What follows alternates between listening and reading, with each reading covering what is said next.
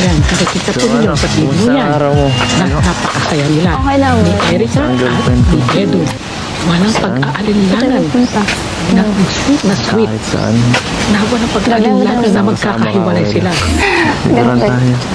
Dito lang.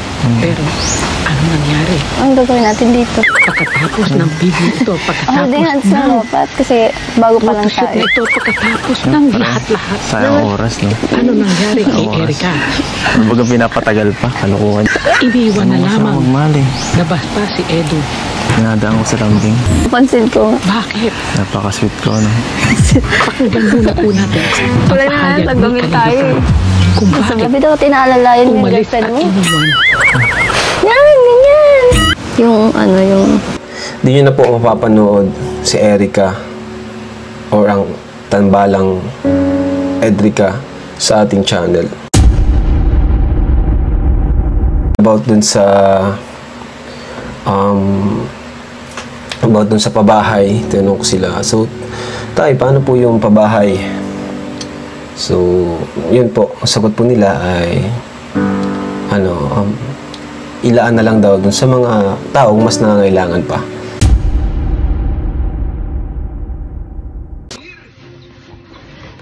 Magandang mungkahi. Mailaan ang pabahay sa iba na lamang na nararapat. Pero bakit? Bakit ipinagpalit ni Lolo, ni Lola, ni Erica ang tulong ng kalingap? Ano ang behind ng lahat ng ito? Kahapon, ma-vlog sana kami. Nag-chat ako kay kina Edu, Erica, na ma-vlog kami kahapon sana. Pero nag-reply sa akin si Erica na gusto daw po akong kausapin ng kanilang lolo at lola. Ayaw na po nilang magpa-vlog. Ayan. Sila po mismo nagsabi sa akin, si Lola at si Lolo, na ayaw na po nilang magpa-vlog sa atin. Hindi nyo na po mapapanood si Erica or ang tambalang Edrica sa ating channel. So alam ko, malungkot, maraming malulungkot. Isa na ako, isa na kaming team. Actually, lahat kami parang bumagsak yung aming parang sobrang tamlay talaga nung araw na yun. Kasi, ayun, masaya kasi po talaga yung pag nag-shoot kami ng Edrica, napakasaya. Matagal na pala niyang naramdaman na yun, yung ayaw na ni Erica magpa-vlog. Yun pala, ayaw na pala ni Erica na magpa-vlog. Dapat noong unang-una pa, nang hindi pa siya na-enroll sa school. Bakit pinabayaan pa niyang magdagdagan ang tulong sa kanila ng kalingap? Hanggang sa makilala siya ng social media. Dahil sa napakaganda niya, siyempre, maraming nakakakilala sa kanya. Maraming makakagusto sa kanya. Maraming mag-o-offer sa kanya ng iba't ibang tulong, ng malaking tulong na mas malaki pa sa tulong na itulong ni Kalingap Rab at ng Kalingap. Hindi po ba? Hindi po ako sa nagbabas, pero sa nakikita ko from before and now, talagang ganun ang lumalabas. Dapat hindi na niya pinabayaan pang mag-vlog siya nung unang-una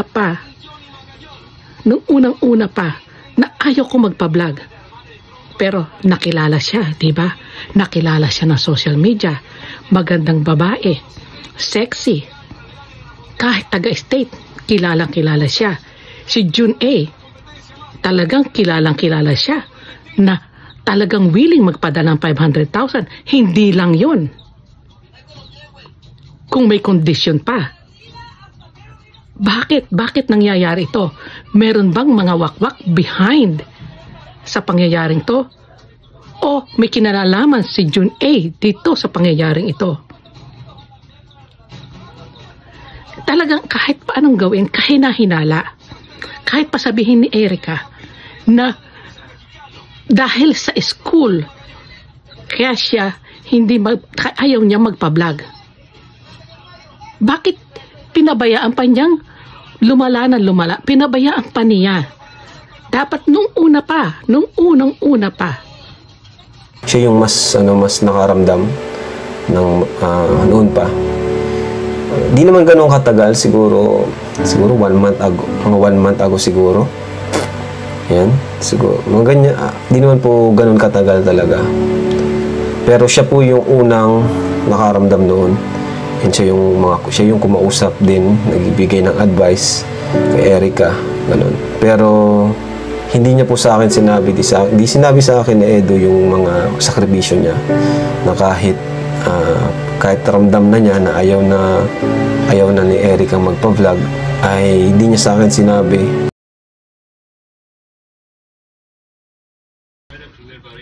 Nakakalungkot po talaga, mga kalingap, ang nangyaring ito. Ang pagpapatigil ng pagpapalag ni Erica. Dahil ako man din, kinikilig ako sa mga photoshoot nila, sa mga video nila, sa mga upload nila. Nakakakilig po talaga. Napakaganda po. Pwede naman hindi sila magkatuluyan. Pwede naman sila magkatuluyan din. Depende na lang yung kay Erica.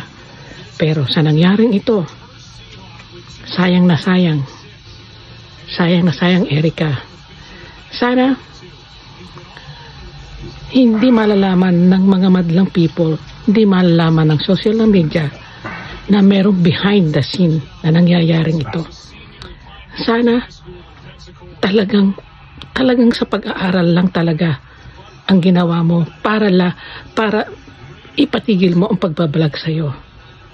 Dahil matalas ang dila ng mga tao, malaki ang pakpak ng mga tainga ng mga tao.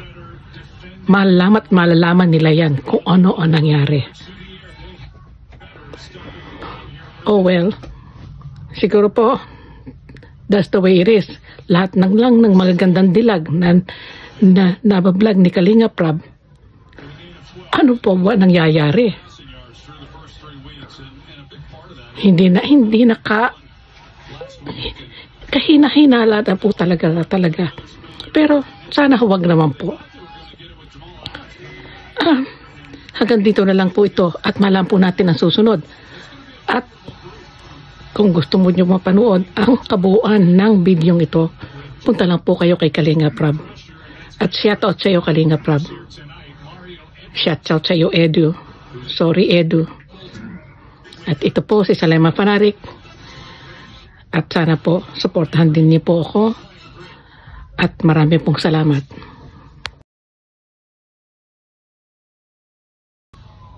At God bless you all.